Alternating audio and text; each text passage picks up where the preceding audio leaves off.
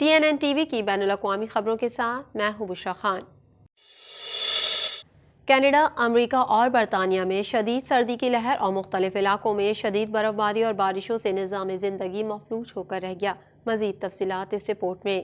Canada, امریکہ اور برطانیہ میں شدید سردی کی لہر اور مختلف علاقوں میں شدید برف باری اور بارشوں سے نظام زندگی مفلوج ہو کر رہ گیا۔ کینیڈا کا صوبہ البرٹا سب سے زیادہ سردی کی لپیٹ میں رہا، جہاں درجہ حرارت -50 ڈگری سینٹی گریڈ تک ریکارڈ کیا گیا۔ یخ بستہ ہواؤں کی وجہ سے الیکٹریکل ہیٹر کا استعمال بڑھ گیا۔ بجلی کے زیادہ استعمال کے باعث سپلائی کا لوڈ بڑھنے سے متعدد گرڈ اسٹیشن بند ہو گئے۔ بجلی کی بندش سے سینکڑوں گھروں میں اندھیرا چھا گیا۔ شہریوں کو شدید مشکلات کا سامنا کرنا پڑا۔ البرٹا کے شہر ایڈمنٹن میں سردی کا 50 سالہ ریکارڈ ٹوٹ گیا۔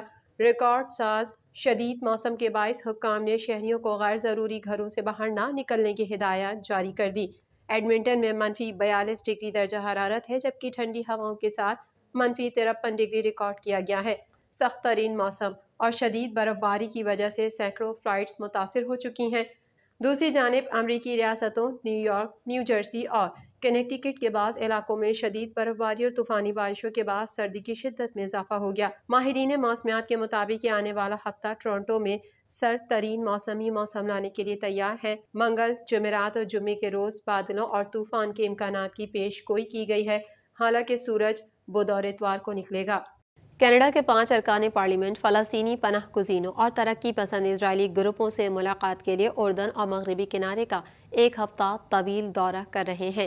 مزید جان لیتے ہیں اس رپورٹ میں۔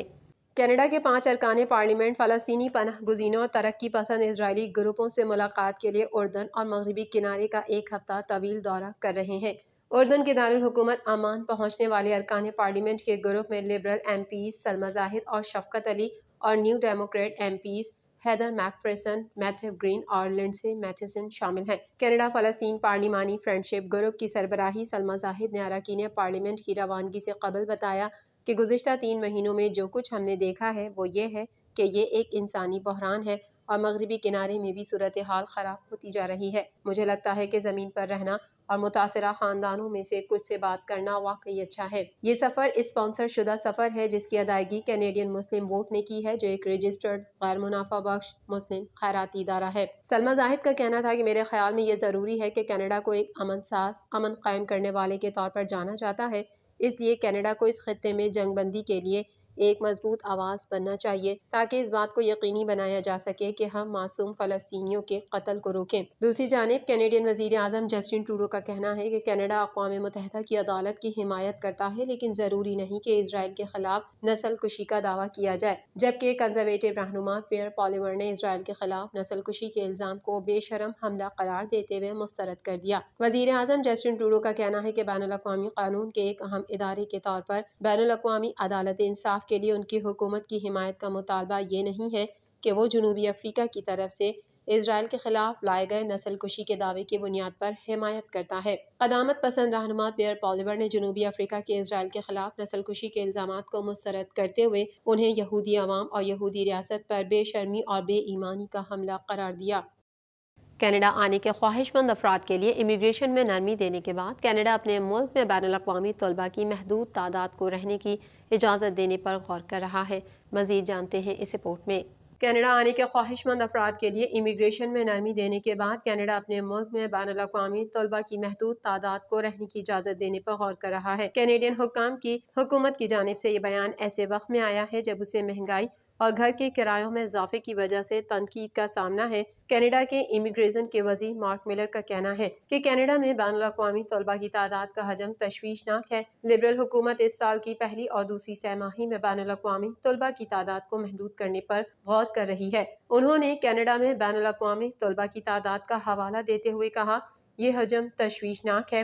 سرکاری اعداد و شمار کے مطابق کینیڈا میں 2022 میں 8 لاکھ سے زائد غیر ملکی طالب علموں کے پاس فعال ویزا تھا اور 2012 میں یہ تعداد 2,75,000 تھی۔ انہوں نے یہ نہیں بتایا کہ حکومت بین الاقوامی طلباء کی تعداد میں کس حد تک کمی پر غور کر رہی ہے۔ وزیر اعظم جسٹن ٹروڈو کے لیے آبادی میں کمی اور بڑھتی ہوئی عمر کے مسئلے سے نمٹنے کا واحد حل امیگریشن رہا ہے۔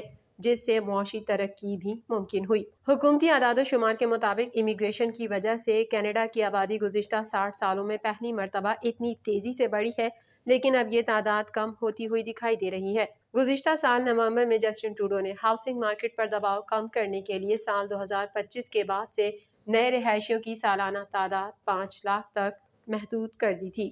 غزہ میں اسرائیل کے وحشیانہ حملوں کا سلسلہ تاحال جاری ہے۔ 24 گھنٹوں کے دوران 125 فلسطینی شہید کر دیے۔ مزید جانیں گے اس رپورٹ میں۔ غزہ میں اسرائیل کے وحشیانہ حملوں کا سلسلہ تاحال جاری ہے۔ 24 گھنٹوں کے دوران 125 فلسطینی شہید کر دیے۔ اسرائیلی فوج کی جانب سے کی گئی بمباری سے صحافی یزدان الزویدی جاں بحق ہو گئے۔ اسرائیلی فوج کے ہاتھوں شہید ہونے والے صحافیوں کی تعداد 82 ہو گئی۔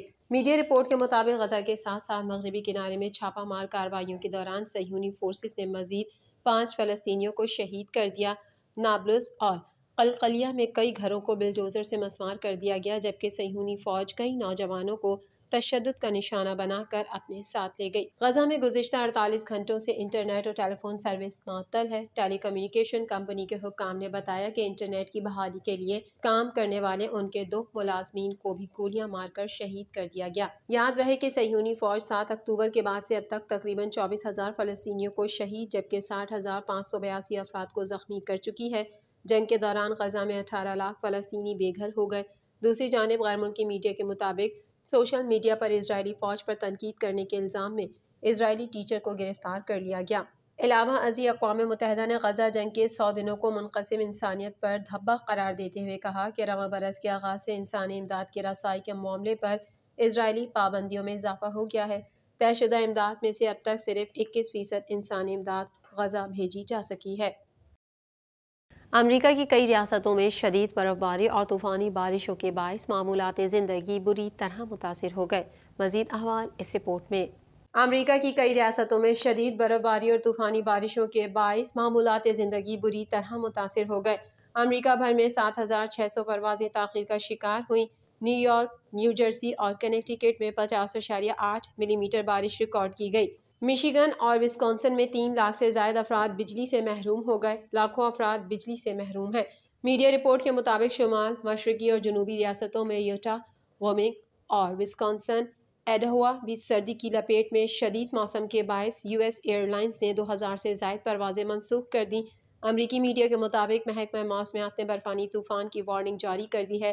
شہریوں کو غیر ضروری سفر سے گریز کرنے کی ہدایت کی جا رہی ہے۔ دوسری جانب برطانیہ کے بیشتر حصوں میں آئندہ ہفتے کے لیے برف باری کی وارننگ جاری کی گئی ہے۔ لندن سے میڈیا رپورٹ کے مطابق اسکاٹ لینڈ میں شروع ہونے والی برف باری چند دنوں میں جنوبی حصوں تک پھیل جائے گی۔ میڈیا رپورٹ کے مطابق منگل کو اسکاٹ لینڈ، انگلینڈ اور ویلز کے چند حصوں میں برف باری اور تیز و سرد ہواؤں کی پیشگوئی کی گئی ہے۔ میڈیا رپورٹ کے مطابق منگل کو نیوکاسل، لیڈز، مانچسٹر اور بدھ کو لندن میں برف باری کا امکان ہے۔ دوسری جانب اسکاٹش ہائی لینڈز میں درجہ حرارت -10 ڈگری تک جانے کا امکان ہے۔ سرد موسم اور برف باری سے ٹرین سروس اور فضائی سفر میں بھی مشکلات کا امکان ظاہر کیا گیا ہے۔ TNN ٹی وی کے نیوز بلیٹن میں فی الحال اتنا ہی۔ مزید خبروں اور اپڈیٹس کے لیے دیکھتے رہیے TNN ٹی وی۔